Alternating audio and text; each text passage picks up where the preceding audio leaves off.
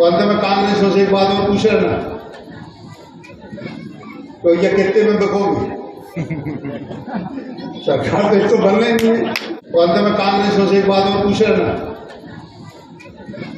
तो ये कितने में बिकोगे? सरकार तो बनना ही नहीं है।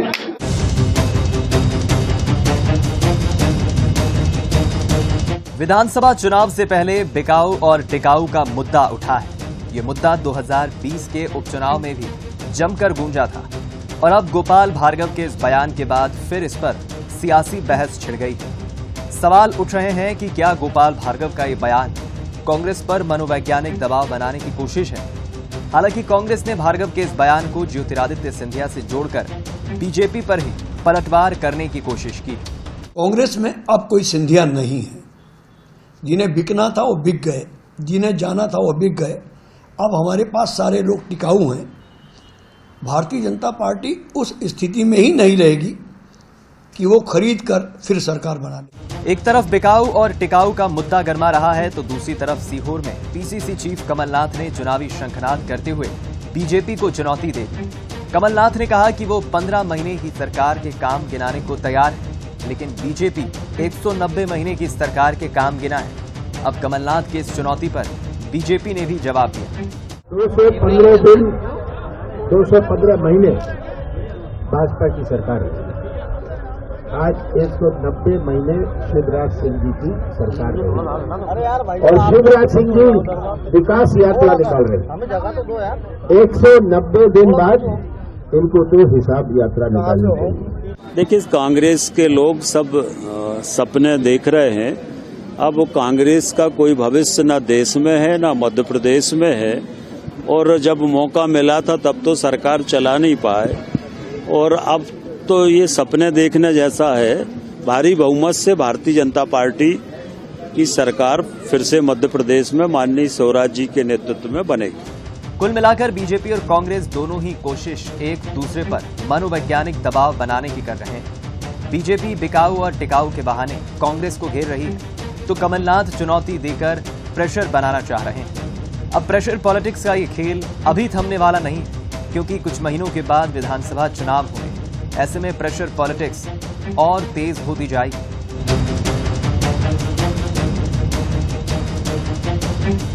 बंसल न्यूज के सवाल नंबर 1, क्या विधानसभा चुनाव में बिकाऊ और टिकाऊ फिर मुद्दा बनेगा?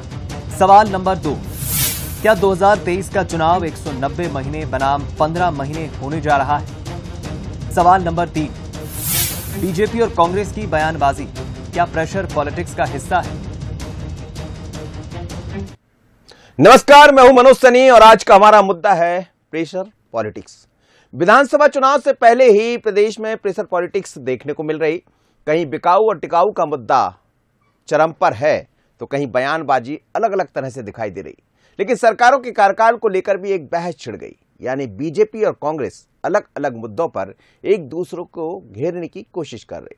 तो चर्चा करेंगे इस मुद्दे पर, लेकिन क्या ये माना जाए कि ये प्रेशर पॉलिटिक्स के जरिए दोनों एक दूसरे को घेरना चाहते हैं? क्योंकि एक तरफ शिवराज सिंह चौहान रोज सवाल कर रहे हैं, वो कहते हैं सवालों के जवाब कमलनाथ की तरफ से नहीं मिल रहे हैं। दूसरी तरफ कमलनाथ कह रहे हैं कि आ जाइए मैदान में, चर्चा कर लीजिए। और फिर इसी बीच में गोपाल भार्गव का बयान भी आ जाता है। तो समझते हैं आज कि आखिर ये प्रेशर पॉलिटिक्स किस लिए और इसके क्या मायने। मेरे साथ 3 मेहमान जुड़ रहे हैं। रजनीश अग्रवाल जी हैं, प्रदेश मंत्री भारतीय जनता पार्टी के। रजनीश जी, आपका बहुत स्वागत है। प्रताप भानु शर्मा जी हैं, पूर्व सांसद कांग्रेस के, और साथ ही वरिष्ठ पत्रकार जब मेरे साथ जुड़ेंगे मैं उनसे भी आपका परिचय कराता हूं।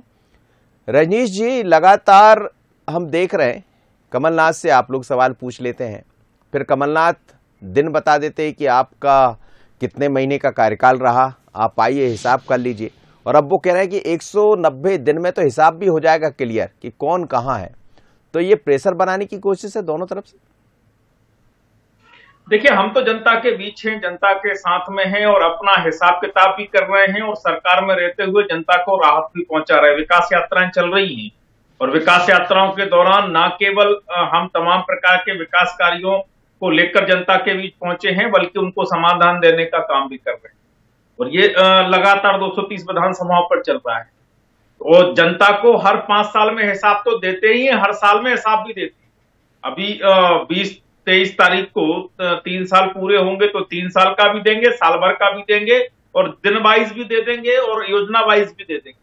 तो कमलनाथ जी, जनता के साथ में सीधा संवाद है हमारा, हम जनता के साथ में सीधे जुड़ते हैं, हमारे कार्यकर्ता हो चाहे सरकार में बैठे हमारे जनप्रतिनिधिगण हो, तो सभी लोग। लेकिन आप तो अपने ही मुख्यमंत्री रहते हुए अपने ही मंत्रियों और अपने ही विधायकों को ना जानकारी देते थे, ना बात करते थे, ना संवाद करते थे। आप तो मुख्यमंत्री रहते हुए आप अपनी कुर्सी नहीं संभाल पाए और वो भावी और संभावी और अवसंभावी की बात करवाते हो अपने ही अधिकृत तौर पर अपने ही लोगों से, चिंटू पप्पू बबलू से। तो मुझे लगता है कि ये तमाम बातें जनता देख रही है और जान रही है और हम जनता के आकांक्षाओं पर खरे उतरे हैं, उतरने के लिए तैयार हैं और जनता के बीच जनता के सर, लेकिन आपके गोपाल भार्गव जी दूसरा प्रेशर भी दे रहे हैं। वो कह रहे हैं कि देखिए जरा संभल के रहिए, ये बिक जाएंगे, कहीं ऐसा ना हो कि आप चुन लें और फिर हमारे पास आ जाए। तो ये भी तो प्रेशर है एक तरह का।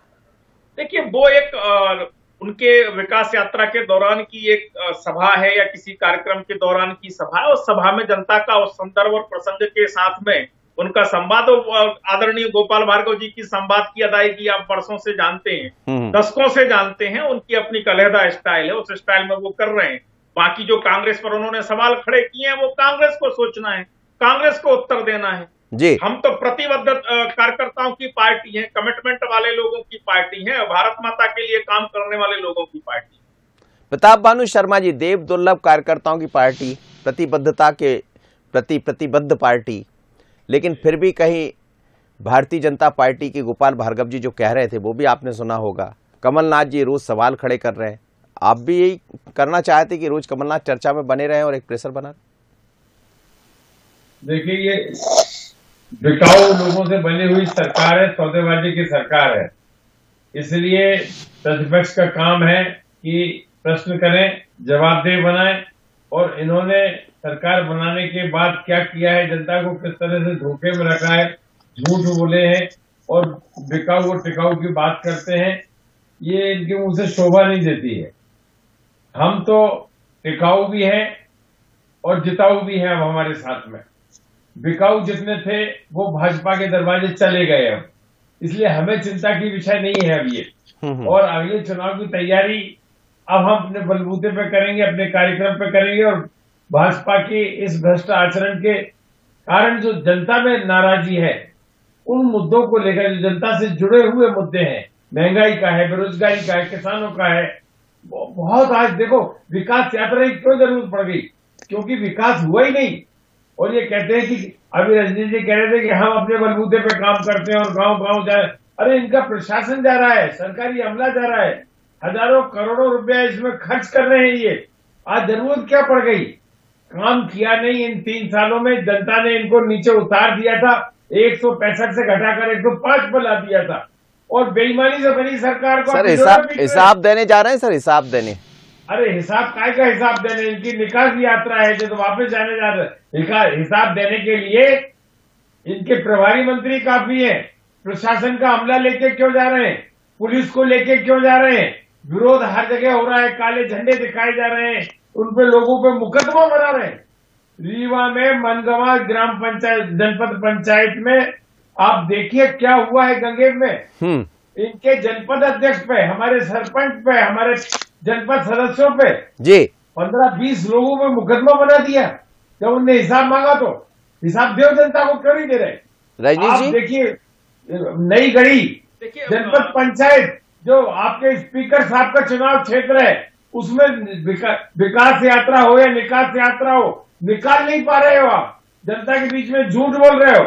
जनता कह रही है आप बताओ नल कहाँ है, आप बताओ सड़कें कहाँ है, आप बताओ इतनी घोषणाएं कर रहे हो, 24 घंटे बिजली कहाँ है, रात को 12 बजे हमें बिजली मिल रही है। सर वही बताने तो जा रहे हैं, बता रहे हैं रजनीश जी हिसाब ही तो हो रहा है। अब जनता भी हिसाब मांग, हिसाब जनता पूछेगी, क्या बताएंगे?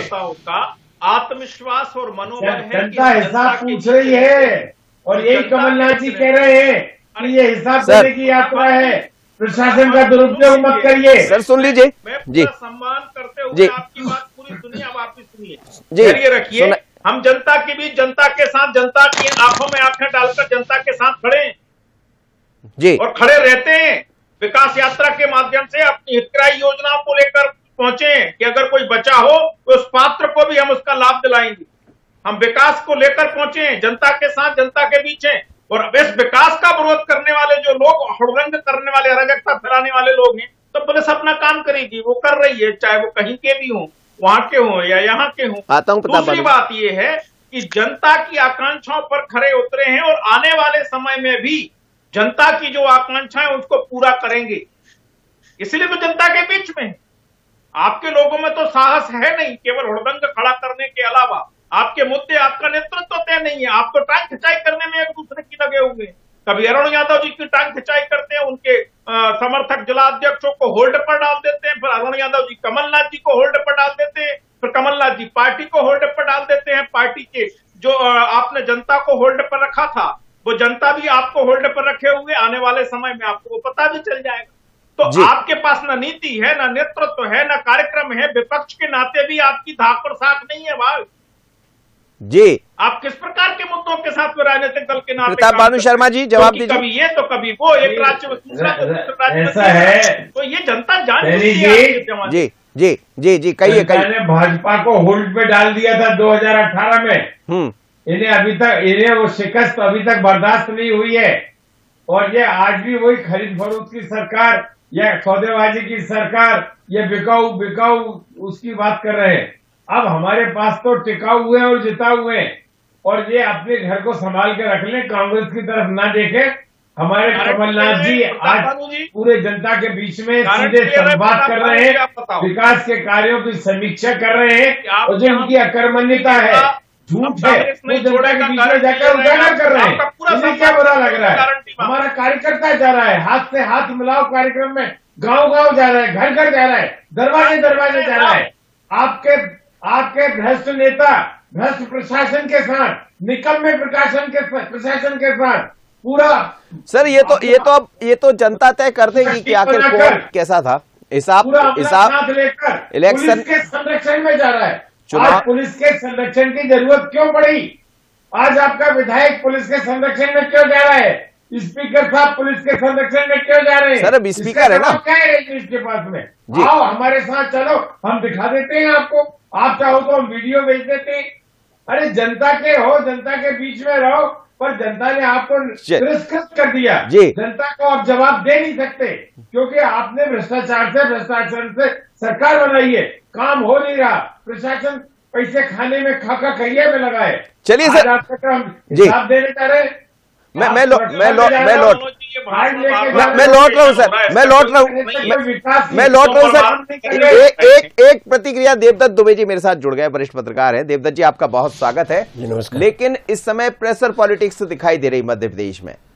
कभी शिवराज जी सवाल पूछ लेते हैं, कभी कमलनाथ जी सवाल पूछ लेते हैं।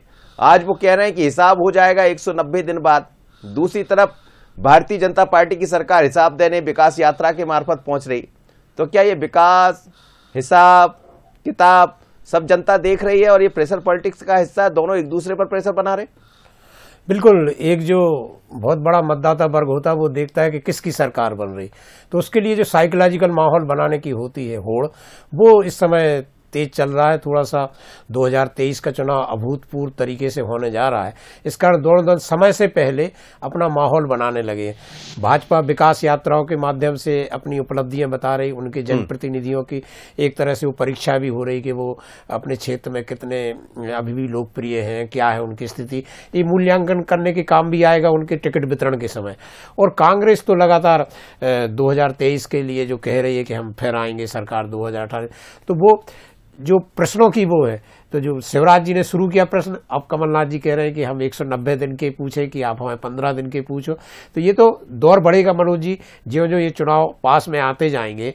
जिस तरह से अब सक्रियता मैदान में दोनों दलों की बढ़ गई। अभी तक एक तरफा चलता था कि भाजपा वाले अपने कार्यक्रमों के माध्यम से सक्रिय रहते थे, लेकिन अब कांग्रेसी भी बूथ स्तर पर और गांव-गांव किसी न किसी बहाने से पहुंच रहे हैं। तो ये टकराहट भी बढ़ेगी, बयानबाजी भी बढ़ेगी, और केवल उसके लिए यही है कि हम एक माहौल बनाया जा सके कि एक तो एक काम भी आता है कि अपने दल में दल बदल ना कर सके लोग, और दूसरा जनता के बीच एक माहौल बनाने की प्रक्रिया है। तो ये तो अभी बहुत तेज गति, इसका तो अभी टॉप गियर लगना बाकी है। चलिए, गैर तो लगेगा। रजनीश जी, भारतीय जनता पार्टी के बारे में तो ये कहा जाता है कि जिस दिन से आप लोग चुनाव जीत जाते उस दिन से अगले चुनाव की तैयारियां शुरू कर देते, लेकिन मध्य प्रदेश की सियासत में, राजनीति में मैं भी पहली बार देख रहा हूं, जो पॉलिटिक्स थोड़ी सी कवर करते हैं उस दौरान, कि कांग्रेस भी कम से कम उस तरफ दिखाई दे रही है, और वो कहती भी कि हमारा मुकाबला किसी से है तो भारतीय जनता पार्टी के संगठन से। बात संगठन की संगठन से भी हो रही है और आपकी सत्ता और उनकी सत्ता का दोनों का हिसाब किताब भी हो रहा है।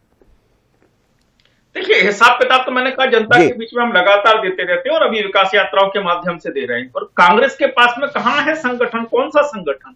सब होल्ड पर है, जिलाध्यक्ष होल्ड पर है, पदाधिकारी आपस में गुत्थम गुत्था है और सबने देखे हैं, धरना प्रदर्शन आंदोलन चल रहे हैं। नीचे कार्यकर्ता कांग्रेस के पास में नहीं है। जो 2018 की सरकार में कांग्रेस आई थी, वोट हमारे ज्यादा और कुछ सीटें उनके ज्यादा कारण होने के कारण वो आ गई थी। कैसे आई, कई बार बहस और चर्चा उस पर हम कर चुके हैं। जी। लेकिन कुल मिलाकर आज की परिस्थिति में कांग्रेस पराभव की ओर है और बुरी तरह से पराभव की ओर है। बची खुची कांग्रेस भी आपस में लड़ने में व्यस्त है और आने वाले समय में देखिए, मैंने आपके चैनल पर शरद जी से बात करते हुए कहा था, फिर दोहराता हूं, चुनाव के पहले तक कमलनाथ जी पीसीसी अध्यक्ष नहीं रहे। ये आपकी भविष्यवाणी है। मैं तो कई बार कह चुका हूं, आपके चैनल पर कह चुका हूं। दूसरों की भविष्यवाणी करने में दृष्टि से अच्छा लगता है, खुद के गिरवान की भविष्यवाणी नहीं करते, गिरवान में नहीं देखते। पटवारी जी कर रहे हैं, उसी दृष्टि से जेपी अग्रवाल जी ने उनके ऊपर सवाल खड़े कर दिए। फिर कमलनाथ जी कभी चुनाव लड़ने की कहते हैं, कभी इंकार कर देते हैं चुनाव लड़ने से। ये कई सारी बातें, ये भी तो कई सारी बातें, ये भी एक बातें निश्चित तौर पर आने वाले समय में एक रूप लेंगी। आप ऐसा क्या कर, ये भी प्रेशर पॉलिटिक्स बना रहे हैं, कांग्रेस को मुश्किल में डाल रहे हैं। जी प्रताप भानु शर्मा जी, कांग्रेस में मुश्किल नहीं हो सकती। कमलनाथ जी के नेतृत्व में चुनाव हो रहे हैं और आने वाले 2023 के चुनाव में होंगे और हम स्पष्ट बहुमत से स्पष्ट सरकार बनाएंगे। हमारे यहाँ कोई विवाद नहीं है और यदि इक्के दुक्के जिले में होल्ड कर दिया तो इन्हें वो होल्ड नजर आ रहा है और इनकी पूरी पार्टी होल्ड पर है। 2018 के चुनाव से अभी तक ये पीछे के बेईमानी से सरकार बनाए हुए हैं, ये नजर नहीं आ रही है हमारे रजनीश जी को। इनको देखना चाहिए, हमारे पार्टी में सब नेतृत्व मिलकर काम कर रहे हैं, सबका विश्वास कमलनाथ जी के नेतृत्व में है, वरिष्ठतम नेतृत्व है, लोगों की सहानुभूति कमलनाथ जी के साथ है, लोगों का विश्वास कमलनाथ के साथ है। यदि पूरे 5 वर्ष मिल गए होते, 5 वर्ष में आज मध्य प्रदेश का नक्शा बदला हुआ होता। ये विकास यात्रा नहीं निकालते जो इनकी निकास यात्रा बन रही है। अपने आप लोगों को विकास नजर आता, लोगों का कर्ज मुक्त होता किसान नजर आता, गांव में गौशालाएं नजर आती, लोगों को गांव में उद्योग और रोजगार मिलता नजर आता, गरीबों को घर में कुछ कह रहे रजनीश जी, कुछ कह रहे मिलता हुआ नजर आता। रजनीश जी कुछ कह रहे हैं। भिंडोरा पीछे के अलावा भाजपा के लोग करते क्या है? जी 2019 का लोकसभा चुनाव, 2019 का लोकसभा चुनाव कमलनाथ जी की और कांग्रेस की सरकार रहते हुआ हसरे ये हुआ कि इतिहास में पहली बार 29 में से 28 सीट भारतीय जनता पार्टी ने 56% जनाधार लेकर जीती, वोट शेयर लेकर जीती, 56%। और उसके बाद में लगभग 30-35, 28 तो एक साथ हुए विधानसभा के उपचुनाव, उसमें भी 40-40, 50-50 हजार से हराया कमलनाथ जी की कांग्रेस को, जब कमलनाथ जी का एक छत्र था। अब तो कमलनाथ जी को चुनौती उनके ही पार्टी के भीतर से मिल रही है और खुल्ला मिल रही है और बात नहीं हो रही है। कमलनाथ जी अरुण यादव जी के सामने सही कह रहे हैं और अरुण यादव जी की बात पर खुद कमलनाथ जी अब मोहर लगा रहे हैं, अपने ही बयान को पलटने का काम कर रहे हैं। तो कांग्रेस तो मैंने कहा कि गुत्थम गुत्था है और कमलनाथ जी पद छोड़ेंगे और दूसरे को पद देने का काम ऊपर का हाईकमान आपका करेगा। और रही बात मुद्दों की, तो कमीशन होगा और जिस प्रकार से बदले की राजनीति करने का काम आपने किया था 15 महीनों में, भाजपा का कार्यकर्ता और मध्य प्रदेश की जनता भूली नहीं है जी, भूली नहीं है। इसका भुगतान आने वाले समय में भी करेगी और पिछले चुनाव में भी। सर वही तो भुगतान तो वो जनता कर ही देगी सर। लोकतंत्र देवदत्त दुबे जी, एक बात है इस चुनाव में बहुत अलग इसलिए भी कहा जा सकता है कि एक तरफ 18 साल की सरकार है जिसका जिक्र बार बार कांग्रेस करती रहती, दूसरी तरफ 15 महीने की सरकार है। जाहिर है कि पहला चुनाव ऐसा होगा 2003 के बाद जब हिसाब किताब होगा भी, वो 15 महीने की अपनी बात रखेंगे, ये अपने 18-20 साल की बात रखेंगे। लगातार जैसा कहती भी है बीजेपी की हम तो हर दिन हिसाब देने को तैयार है, लेकिन अब जनता हिसाब लेगी भी, क्योंकि 15 महीने की बात भी वो सोचेगी कि इन्होंने क्या किया था और वर्तमान सरकार ने क्या किया था। बिल्कुल, ये पहला ऐसा चुनाव होगा जिसमें दोनों दल विपक्ष की भूमिका में भी रहे और सत्ता पक्ष की भूमिका में रहे। तो दोनों के पास अपनी अपनी भूमिकाओं के बताने के मुद्दे रहेंगे और जनता के पास मूल्यांकन की दृष्टि रहेगी कि दोनों का उन्होंने कार्यकाल देखा। अब जो चुनाव होता है वो फिर अगले उसके होता है, जैसे वचन पत्र, घोषणा पत्र, संकल्प पत्र। अब ये क्या वादे कौन करते हैं, किन वादों पर ले जाते हैं, इस पर भी डिपेंड करेगा ये चुनाव। लेकिन बड़ा अभूतपूर्व होगा, क्योंकि आप एक दिन की तुलना एक सप्ताह से करेंगे या 190 दिन की 15 महीने से, बात वो भी है। और एक बात ये भी रहती, कई बार जैसे कहते कि एक चावल या पूत के पाँव पालने में दिख जाते हैं, तो टेस्ट लग जाता है, जनता समझ जाती है कि आप क्या करने वाले हो। कई बार देखेंगे आपकी किसी जनप्रतिनिधि की शुरुआत से ही वो धमक बन जाती है, वो लगातार फिर चुनाव जीतता है। और कोई जनप्रतिनिधि 1 महीने बाद ही काले झंडे उसके लिए दिखाने लग जाते हैं कि आप क्या कर रहे हो। तो ये राजनीति है, जो इसको समझ पाए और जो एंटी इनकम्बेंसी ना पनपने दे, उसमें जड़ता ना आने दे, जो लगातार सक्रिय रहे, जो बात करे, जो संवाद करे, जो लोगों की समस्याओं हल करे, ये बहुत मूल्यांकन, और जनता बहुत सतत मूल्यांकन करती है। पहले मनोज जी यहाँ राजधानी बैठ के हम लोग बताते थे या हमसे सीनियर लोग बताते थे, लेकिन आज गांव का आदमी, आप गांव जाइए, वो आपको जो चीजें बताएगा वो हमें आपको यहाँ समझ में नहीं आएंगी। ठीक बात, क्योंकि जनता बहुत जागरूक हो गई, बहुत समझदार हो गई, वो बहुत ऑब्जर्वेशन करती है आपकी एक एक गतिविधि का, एक एक बयान का, हर चीज का। तो बड़ा सरल भी हो गया है चुनाव और बड़ा कठिन भी हो गया उन जनप्रतिनिधियों के लिए जो केवल चुनाव के समय जाते हैं, और जो हमेशा काम करते हैं उनके लिए बड़ा सरल हो गया चुनाव, क्योंकि जनता जानती है। ये तो सीख ही गए जनप्रतिनिधि कि अब एक दिन का चुनाव नहीं है, आपको रोज जाकर आपको जाना है, उसके यहाँ कुछ घटनाक्रम हो गया तो भी जाना है, कुछ अच्छा हुआ तो भी जाना, शुभ लाभ दोनों में जाना। तो बहुत अलग तरह की राजनीति। प्रताप भानु शर्मा जी, जो बात आप कह रहे हैं कि हम 15 महीने में आप रहे और बाकी 18 साल सरकार रही, जाहिर है कि काम करने का ज्यादा मौका भारतीय जनता पार्टी को मिला है। आपके पास समय कम रहा, और समय जो दिया था 5 साल के लिए, अब वो जैसा भी रहा उस पर कई बार चर्चा हो चुकी कि खरीद लिए, बिक गए। हालांकि आज फिर बात वही आ गई गोपाल भार्गव की तरफ से, लेकिन हिसाब किताब करना भारी भी पड़ेगा। यदि उनके पास 18 साल की सरकार है तो दिखाने के लिए भी बहुत कुछ है। सनी जी, हम तो कह रहे हैं, हमारे कमलनाथ जी कह रहे हैं, ये वो शिवराज सिंह जी खुल के बहस कर लें, 1 घंटा आपके चैनल पे ही बहस कर रहे हैं, आमने सामने बिठा दीजिए। वो 15 महीने का हिसाब देने तैयार है, ये 18 महीने का 18 साल का हिसाब दे दें और जनता अपने आप तय कर लेगी। जैसे देवदत्त जी ने कहा, आज के युग में जनता बहुत जागरूक है, किसी पे आश्रित नहीं है, भ्रमित नहीं हो सकती। ये व्हाट्सएप का युग है, ये इंटरनेट का युग है, ये आपके टीवी के चैनल गांव गांव तक प्रसारित हो रहे हैं, उसका युग है। ओपन डिबेट हो जाए, कोई दिक्कत नहीं है। ये विकास यात्रा में करोड़ों रुपए खर्च करने की कोई जरूरत नहीं है। प्रशासन 20 दिन ठप हो गया, गांव जा रहा है, गांव में वहीं सो रहे हैं, वहीं आ रहे हैं और लोगों का विरोध सह रहे हैं और पुलिस के प्रोटेक्शन में जा रहे हैं। इनकी कलई तो वहीं खुल गई, पुलिस के गार्ड की जरूरत क्या पड़ रही है? सर, वही तो वो देखना भी चाह रहे होंगे शायद, मुझे लगता है रजनी जी समझा देंगे। विकास यात्रा का हश्र हो गया है। अरे सैनी जी, आप तो आपके चैनल बार बार ये बात कर रहे हैं 18 साल की या 20 साल की या 15 साल करवा दीजिए। तो भारतीय जनता पार्टी ने सर, वो कह रहे हैं बहस में चुनाव में तो हिसाब जनता को दिया, जनता ने आशीर्वाद दिया। 2003 में सरकार बनी, 2008 में चुनाव में गए, 2013 में चुनाव में गए, 2018 में चुनाव गए, 18 में भाजपा का ज्यादा मिला, और उसके अलावा 4 लोकसभा चुनाव भी हुए। प्रताप भानु जी, 4 लोकसभा चुनाव भी हुए, उसमें भी भारतीय जनता पार्टी को जनता ने आशीर्वाद दिया। तो हम तो जनता के पास में बार बार जाते हैं। और मैंने कहा, कमलनाथ जी की सरकार के दौरान 2019 में गए, उसके बाद में विधानसभा के उपचुनाव में 28 में गए, बाद में अभी हम जब नगरीय निकाय में गए तो 53% वोट शेयर हमें मिला। भारतीय जनता पार्टी के सिंबल पर 53% वोट शेयर, और ये हम नहीं कह रहे, इलेक्शन कमीशन के आंकड़े कह रहे हैं। हमारे तो जनता ने हमें आशीर्वाद दिया जी, और इसलिए 15 महीनों में जो काम हुआ है, हमें तो ये 15 महीने आधे हो गए हैं, इनको दिखा दिखा के, बता के, जनता को जता के 15 महीने कमलनाथ जी के, कांग्रेस के, ये बता के हम जनता को आपके बारे में आप कलाई खोलेंगे, एक्सपोज करेंगे कांग्रेस।